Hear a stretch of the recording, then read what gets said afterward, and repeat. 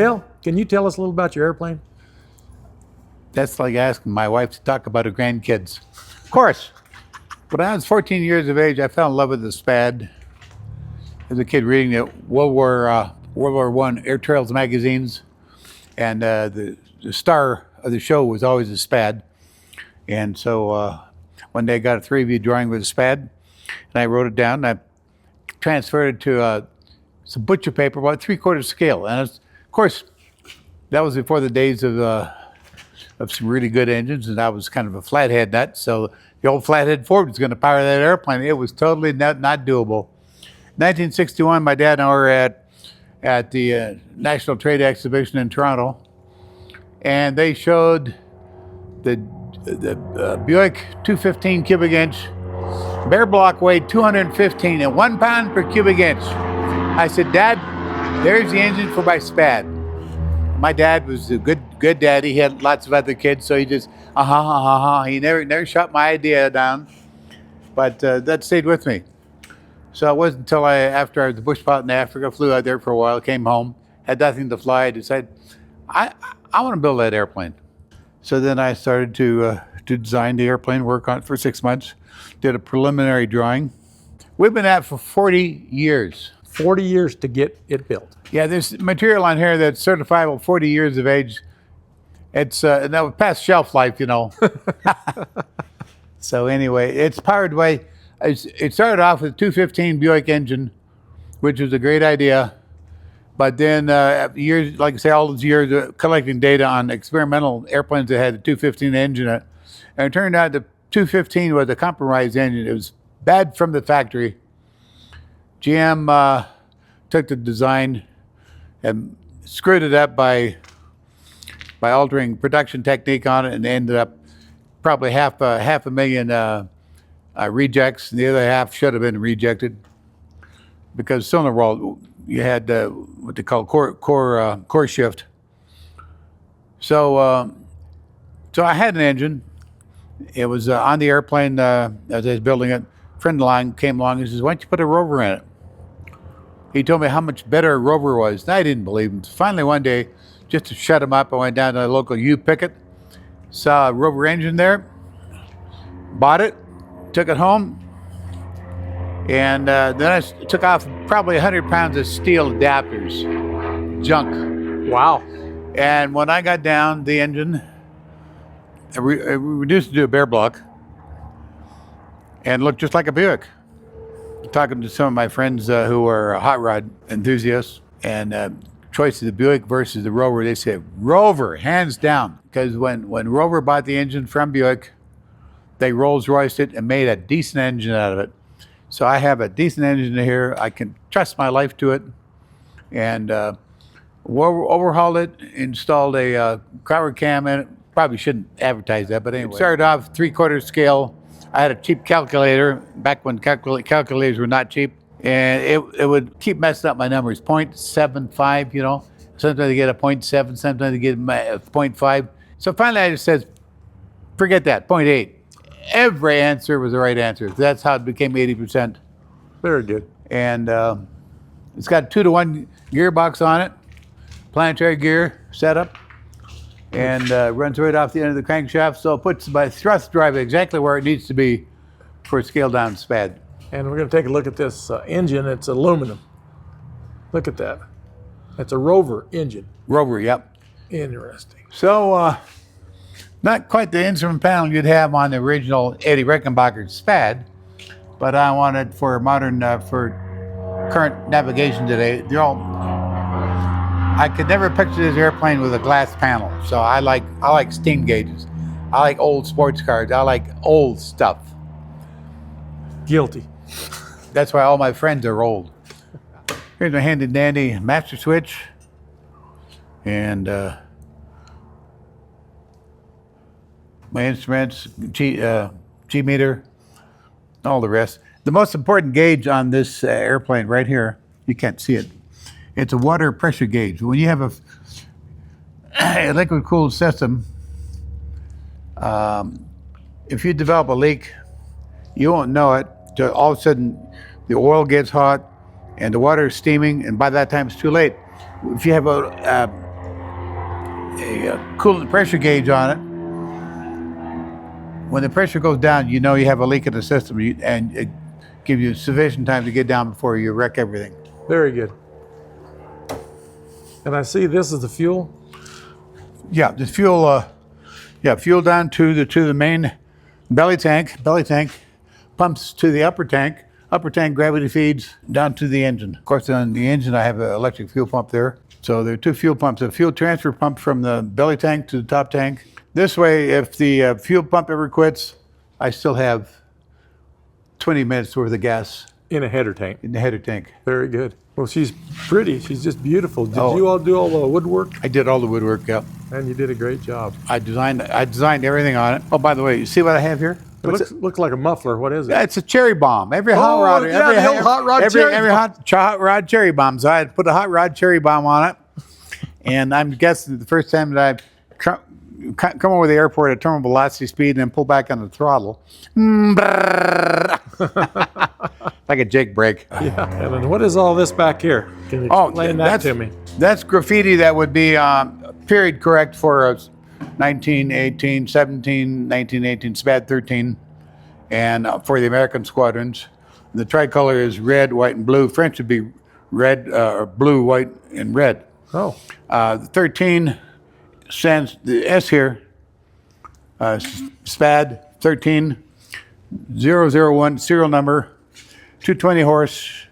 And then in between, I stuck in my N number. And below that is the French PU, PC means gross weight, empty weight. And Atelier, that's your subcontractor. And subcontractor is Alex Duramier. My name is Alex D. Reimer. So I Frenchified it.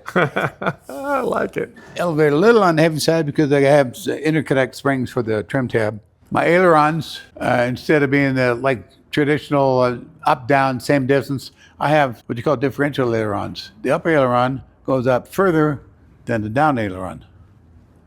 And all modern airplanes have differential ailerons to do away with adverse yaw. And the original SPAD airfoil was a very thin convex curve, very thin wing.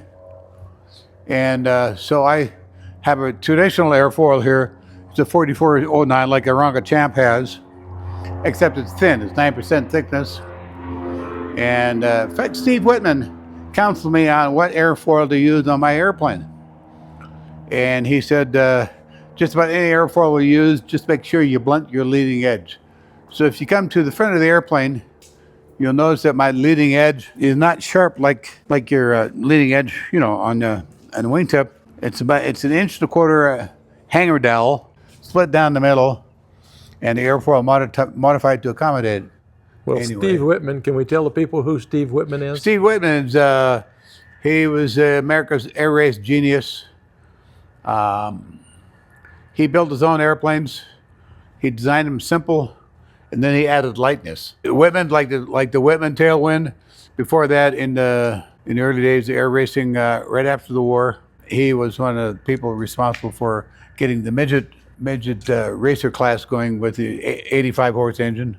And Whitman Field. And Whitman Field, in Wisconsin, where EAA headquarters is. Yep, that's what I was looking for. That's Steve Whitman. Yep. So I talked to him before I went to Africa. While I was in Africa flying bush, Steve got killed flying his own special to Florida, and he had an airborne incident. The airplane disintegrated, and him and his wife passed away on that. His second wife. And where were you in Africa flying? I was flying a C-185, Cessna 185. In Africa. Yeah. What country? Oh, Central African Republic. That's between Chad, Zaire. And who were you flying for? I was flying for a Baptist mission out there. Now, if you want a little confessional on the side, it started off as a SPAD 7, and I fattened it because I'm a fat boy. And I knew that a SPAD 7 scaled down to 80% of full size. The tail would probably be too small to give you much directional control. If you don't know SPADs, you wouldn't know the difference. But if you're a purist, you'd be walking around like this. Well, I don't know SPADs, and it looked like a SPAD to me. And I had to fatten the fuselage, and finally somebody gave me a drawing on a SPAD 13, and I blew it up into a transparency. I laid it over my blueprint plans, and it was almost dead on, except that I had to lengthen my tail post, move it back 6 inches. So I just looked at my drawings, and the last 6 stations after the pilot seat, 6 stations, you add an inch. Just add an inch, move it back. And what can you tell us about your propeller? That is a beautiful propeller. Culver Engineering down in Rolla, Missouri, Valley Engineering, they designed the prop for me. It's a back, by the way, it goes through a 2-to-1 gearbox, so the propeller runs backwards. And it's 81-inch diameter, a lot of pitch, and it moves a lot of air. It looks like a big prop for this small plane. Yep, but you got a good power plant there. And my radiator, instead of putting the radiator in here, Yes. like I put mine right here. Come around the side. This is my radiator here. Oh, it's laying in here at So an angle. yeah. So what I did was I convert the cowl into a pressure cowl. When it's all closed up, there's no way to get out except, leak hold here and there. All the air is forced to go through the radiator and comes out through the bottom through a dump chute that's specially designed for to assist in cooling. We got to have cooling flow. Wow. And you won't see it because it's nicely covered up. Yeah, you can't even see it. It's even with the cowl off. That is amazing. We got So bungees. I've never done sheet metal work before because mostly as an aircraft mechanic, they had me doing odd jobs. And then I became an inspector. So my sheet metal buddies at the place I used to live, they said, "Holy cow, you did that?" I don't believe that. I said, "I did that." And the picture got all the way down to down under Australia, and some aircraft nut down there. He looked at the pictures and he says, "Oh," he says, "them rivet lines are bloody straight, aren't they?" I had a lot of people help me though. I'm not a welder, so I designed my wing fittings, whatever fittings I needed. In a wooden airplane, there's lots of fittings, metal fittings to tie it all together. So I designed the fittings, cut them out where I could, and the welding was done by experienced aviation welders. So where did you start the plane? You didn't start building it in Prescott, did you? No, I started in El Cajon. We had a rental house that we were using, had a big side porch, and that's where I built the fuselage. And I started to frame it in. See, you must remember, I've been thinking about this airplane since I was 14 years of age. And the Bible says, as a man thinks, so he is. So my mother was happy that I was thinking about airplanes and not girls. But you think about something long enough, you can become expert in one thing, whatever you obsess on. So Yes. I'd say it had to be an obsession. I call it a God-given obsession. And because the dark period I was going through in life, I needed a diversion, and this was my diversion, my therapy. Well, you did a great job. Thank you. My daughter, people come up to her, "You're certainly pretty." She's, "I know." So when you say that to me, I say, "I know."